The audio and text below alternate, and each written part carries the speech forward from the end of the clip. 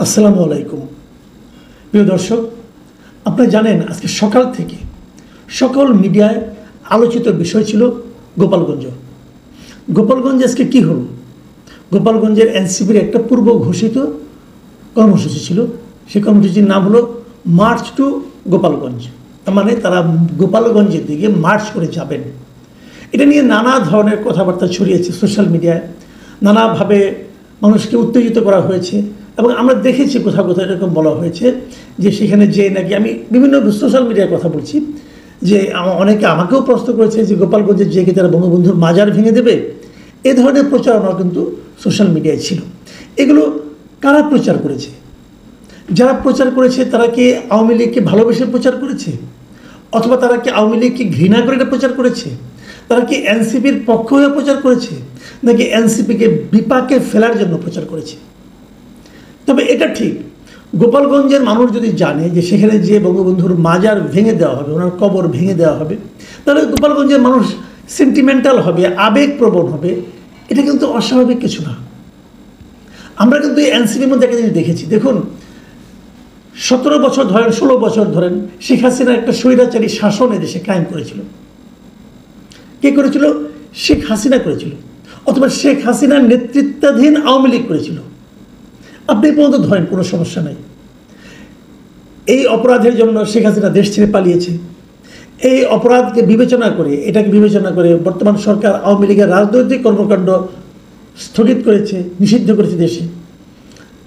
তো এটা যেটা তো হয়েছে, সরকার ঘোষণা করেছে, যদি এটা আইনগতভাবে হয়েছে কিনা, মানে আদালতের মাধ্যমে হয়নি, সরকার নির্বাহী আদেশে কাজটা করেছেন।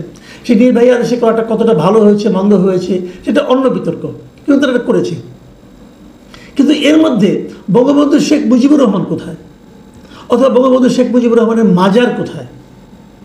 বাট সেগুলো কিন্তু হয়েছে, আমরা দেখেছি।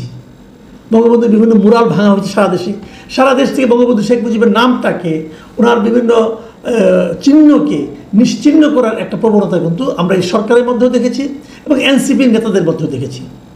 যে এনসিপির নেতারা আগে গলার রগ ফুলিয়ে আমার বঙ্গবন্ধু নামে বিতর্ক প্রতিযোগিতায় অংশ নিতেন, কথা বলতেন, পুরস্কার পাওয়ার চেষ্টা করতেন, তারা এখন বঙ্গবন্ধুকে পারলে যাচ্ছে তাই হিসাবে তারা প্রমাণ করার চেষ্টা করেন। সেটা যেটাই হোক, এখন এইরকম একটা পরিস্থিতি আগেই ক্রিয়েট করে যখন এনসিপির লোকজন গোপালগঞ্জে যায় মিটিং করতে, তো সেখানে গণ্ডগোল হবে এটাই কিন্তু মানুষের সাধারণ একটা ধারণা। কারণ তারা যাওয়ার আগের থেকে আমাকে বিভিন্ন জন সকাল থেকে ফোন করছিলেন যে ওখানে কী হচ্ছে, গোপালগঞ্জে কী হচ্ছে। শেষ পর্যন্ত কী হয়েছে? শেষ পর্যন্ত গোপালগঞ্জে এনসিপি সেই সমাবেশকে কেন্দ্র করে সংঘর্ষ হয়েছে, হামলা হয়েছে, 3 জন লোক মারা গেছে। এই 3 জনের যতটুকু পরিচয় পাওয়া গেছে, একজনের নাম হলো দীপ্ত সাহা, তার বয়স 25, আরেকজনের নাম হলো রমজান কাজী, তার বয়স 18, আরেকজনের নাম হলো সোহেল মোল্লা, তার বয়স 41। এবং এদের আত্মীয়স্বজন যা কিছু বলেছে, তারা কেউ হয়তো রাস্তা দিয়ে যাচ্ছিল, পুলিশের গুলি, এক সময় গুলিবিদ্ধ হয়ে মারা গেছে। এছাড়া আরও প্রায় 9-10 জন গুলিবিদ্ধ অবস্থায় এখনও হাসপাতালে চিকিৎসাধীন আছে। তবে এরা কেউ এনসিপির কেউ বলে জানা যায়নি, মানে পুলিশের গুলিতে তারা আহত হয়েছে।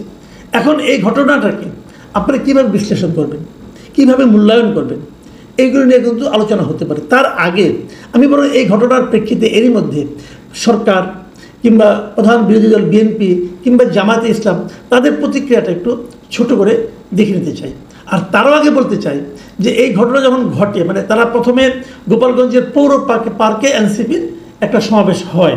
সেই সমাবেশের লোক সংখ্যা খুব বেশি ছিল বলে আমার কাছে মনে হয়নি। আমি যতগুলি ভিডিও দেখেছি খুব বেশি লোক ছিল না। তারপরে মিটিংটা শেষ হওয়ার পরে বিপুল সংখ্যক লোক, কয়েকশো লোক লাঠিসোঁটা নিয়ে এনসিপি নেতাকর্মীদেরকে ঘিরে ধরে। এ সময় পুলিশ এবং সেনাবাহিনীর লোকজন দিয়ে সাউন্ড গ্রেনেড, ফাঁকা গুলি এগুলি ছুড়ে তাদেরকে উদ্ধার করে এবং তারা সেনাবাহিনীর সাজোয়া গাড়িতে করে এনসিপির নেতারা গোপালগঞ্জ ত্যাগ করেন। এর ঘটনা। এর মধ্যে পুলিশের সঙ্গে ভূমিকা, পুলিশের সঙ্গে গোলাগুলি, পুলিশ অথবা সেনাবাহিনী, তাহলে এই লোকগুলি গুলিবিদ্ধ হয়ে মরলো কেন? আরও যে 9-10 জন গুলিবিদ্ধ হলো, তারাও তো পুলিশ অথবা সেনাবাহিনীর গুলিতে গুলিবিদ্ধ হয়েছে। গোলাগুলি হয়েছে অনেক কিছু। যদিও এনসিপির মুখ্য সমন্বয়ক নাসিরউদ্দিন পাটোয়ারি সাংবাদিকদের কাছে অভিযোগ জানিয়েছে এ সময় পুলিশ ও সেনাবাহিনী নাকি নিষ্ক্রিয় ভূমিকা পালন করেছে। পুলিশ এবং সেনাবাহিনী যদি নিষ্ক্রিয় ভূমিকা পালন করে, তো লোকগুলি মরলো কেন, অথবা লোকগুলি আহত হলো কেন? বুঝতে পারলাম না।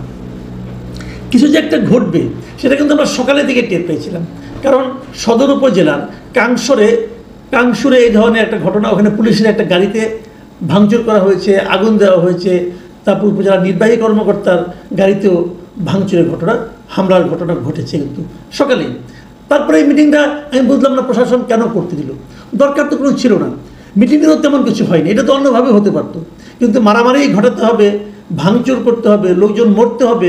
প্রশাসন যখন কোনো মিটিংয়ে 144 জারি করে, নানা রকম পরিস্থিতি বিবেচনা করে, প্রশাসন কি জানতো না এখানে যে এরকম একটা ঘটনা ঘটতে পারে? জানা উচিত ছিল। আমি প্রশাসনের ভূমিকার কিন্তু সমালোচনা করা প্রয়োজন বলে মনে করি। আসলে আমরা দেখি মির্জা ফখরুল ইসলাম আলমগীর কী বলেছেন। মির্জা ফখরুল ইসলাম আলমগীর এনসিপির কর্মসূচিকে হামলাটাকে ন্যাক্কারজনক বলেছেন এবং হামলাকারীদের দ্রুত গ্রেপ্তারের জন্য আহ্বান জানিয়েছেন। তিনি বলেছেন, আমি যদি ওনার কথাটা পড়ে শোনাই তাহলে উনি কী বলেছেন। উনি বলেছেন, ছাত্র জনতার আন্দোলনে আওয়ামী স্বৈরাচারী শাসক গোষ্ঠীর পতনের পর দুষ্কৃতিকারীরা আবারও দেশের অস্থিতিশীল পরিস্থিতি সৃষ্টি সহ নৈরাজ্যের মাধ্যমে ফয়দা হাসিলের অপতৎপরতায় লিপ্ত হয়েছে। দেখুন, উনি বলেছেন যে এই যে নৈরাজ্য সৃষ্টি, এর মাধ্যমে এই দুষ্কৃতিকারী গোষ্ঠী ফয়দা হাসিলের অপতৎপরতায় লিপ্ত হয়েছে। এটা কিন্তু হতে পারে, কারণ আমি এর মধ্যে দেখেছি এই হামলা এবং পুলিশের গুলিতে আহত নিহত হওয়ার ঘটনাকে কেন্দ্র করে আওয়ামী লীগের কিছু আপনার অডিও কিন্তু সোশ্যাল মিডিয়ায় আমি দেখেছি। আওয়ামী লীগের যে সভাপতি সাদ্দাম হোসেন, তার একটা অডিও আমি দেখেছি, সে অনেক রকম উত্তেজনাকর বক্তব্য কিন্তু দিচ্ছেন। এটা একটা উত্তেজনাকর ব্যাপার হতে পারে, এটা নিয়ে কেউ ফয়দা লুটতে পারে। এবং খুব আমি বিষয়ের সঙ্গে এটাও লক্ষ্য করি, আওয়ামী লীগের কোনো নেতা কিন্তু দেশে নাই, তারা বিদেশে বসে বসে বাণী ছাড়ে এবং ওইখান থেকে সে অনেককে উস্কায়, এবং উস্কানোর পর যখন ঘটনাগুলি ঘটে তখন আওয়ামী লীগের যারা দেশে থাকে তারাই কিন্তু বিপদগ্রস্ত হয়। যাই হোক, এটা তাদের ব্যাপার, তারা এরকম করে আরাম পায় আর এরকম মেনে আরাম পায়, এটা নিয়ে আমি কিছু বলতে চাই না। জামায়াতের আমির একটা ফেসবুকে পোস্ট দিয়েছেন এবং সেখানে উনি বলেছেন, লিখেছেন, গোপালগঞ্জ তো বাংলাদেশেরই অংশ।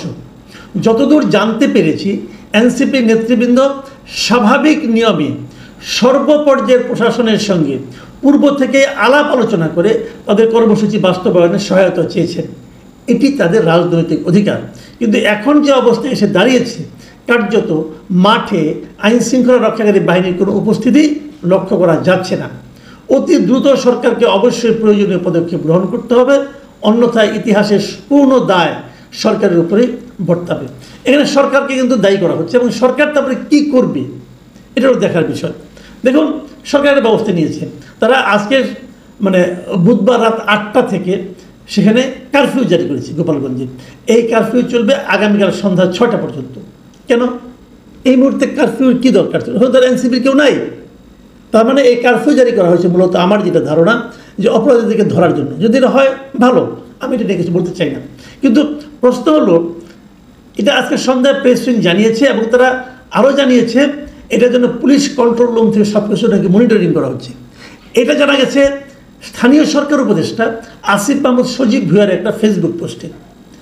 আসিফ মাহমুদ সজীব ভুঁইয়া লিখেছেন, জীবন মৃত্যুর মতো পরিস্থিতি না হলে সাধারণ জনগণ কেউ ঘর থেকে বের হবেন না, মানে ওখানকার যারা আছেন তারা কেউ ঘর থেকে বের হবেন না আপনারা, যদি জীবন মৃত্যুর মতো অবস্থা না হয়।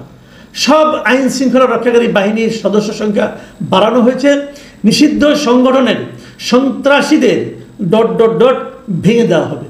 এই ... বলতে কী বোঝানো হয়েছে? আপনি কি ভেঙে দেবেন? আস্তানা ভেঙে দেবেন সেটা হলে ভালো, নাকি অন্য কিছু ভেঙে দেবেন জানি না, নাকি কারো ঘর ভেঙে দেবেন তাও বলতে পারবো না। এবং ওখানে উনি আরও লিখেছেন, পুলিশ কন্ট্রোল রুম থেকে সব কিছু মনিটরিং এবং প্রয়োজনীয় দিক নির্দেশনা দিচ্ছেন স্বরাষ্ট্র উপদেষ্টা, তার সঙ্গে যুব ও ক্রীড়া উপদেষ্টা সহ আইন শৃঙ্খলা রক্ষাকারী বাহিনীর প্রধানগণ। আইন শৃঙ্খলা রক্ষাকারী বাহিনীর প্রধানগণ নির্দেশনা দিচ্ছেন, কোনো আপত্তি নেই। স্বরাষ্ট্র উপদেষ্টা দিচ্ছেন, তাও কোনো আপত্তি নেই, ওনারই তো মন্ত্রণালয় উনি দিবেন। কিন্তু এখানে যুব ক্রীড়া উপদেষ্টার কাজটা কি? আসিফ মাহমুদ সজীব ভুঁইয়ার কাজটা কি? উনি কি এ ধরনের আইন শৃঙ্খলা রক্ষার জন্য অনেক অভিজ্ঞতা প্রাপ্ত কোনো ব্যক্তি? ওনার কি এই বিষয়ের উপর বিশেষ কোনো ট্রেনিং আছে? নাই। এটা কি ওনার মন্ত্রণালয়ের মধ্যে পড়ে? তাও পড়ে না। তাহলে উনি কেন? উনি কি অনেক অভিজ্ঞ একজন ব্যক্তি? না, তাও তো নয়। উনি তো পুরো উপদেষ্টা পরিষদের মধ্যে সবচেয়ে কনিষ্ঠতম একজন ব্যক্তি। তাহলে উনি এখানে কেন? এবং উনি কেন এই জিনিসটা ওনার ফেসবুকে দেন? এটার মাধ্যমে মানুষের কাছে কি মেসেজ ছড়ায়? তাহলে কি এখানে এখন একটা রাজনৈতিক প্রতিহিংসার কিছু ঘটনা ঘটবে? এই বিষয়গুলো কিন্তু মানুষের মধ্যে অলরেডি প্রশ্ন আকারে এসেছে। আমি জানি না এটা আলটিমেটলি কী হবে, সামনের দিনগুলোতে আমাদের কী দেখতে হবে। তবে আমি খালি এটুকু বুঝি, এই সামনের দিনগুলো গোপালগঞ্জের মানুষের জন্য ভালো কিছু ঘটবে বলে আমার কাছে মনে হয় না। যদি সেটা হয়, গোপালগঞ্জ নিয়ে অনেক কথা আছে। হাসিনার আমলে এই জেলার লোকজন অনেক বাড়তি সুবিধা পেয়েছে, এটা যেমন সত্য। তার আগে দেখেছি বিএনপি আমলে বগুড়ার লোক বাড়তি সুবিধা পেয়েছে, এটাও সত্য। তার অনেক পরে বর্তমানে দেখছি ইউনুস সাহেবের আমলে চট্টগ্রামের লোক সুবিধা পাচ্ছে, এটাও সত্য। এবং গ্রামীণ ব্যাংকের লোকজন সুবিধা পাচ্ছে, এটাও সত্য। এগুলো তো আমরা দেখে আসছি। এগুলো তো আমাদের ক্ষমতায় যারা থাকে তাদের কালচারে পরিণত হয়েছে। এখন একদল যখন নেমে যায়, আরেকদল তাদের ওই জেলাগুলিকে তখন নানা রকমভাবে নির্যাতনের মুখে পড়তে হয়। কেন পড়তে হয় জানি না। এখন গোপালগঞ্জের জন্য সেই সময়টা চলে এসেছে কিনা আমি সেটাও বলতে পারবো না। আমি খালি একটা কথা বলবো, আজকে ছিল 16ই জুলাই। জুলাই আন্দোলনের সবচেয়ে স্পার্কিং যে মুভটা সেটা আজকের দিনে হয়েছিল।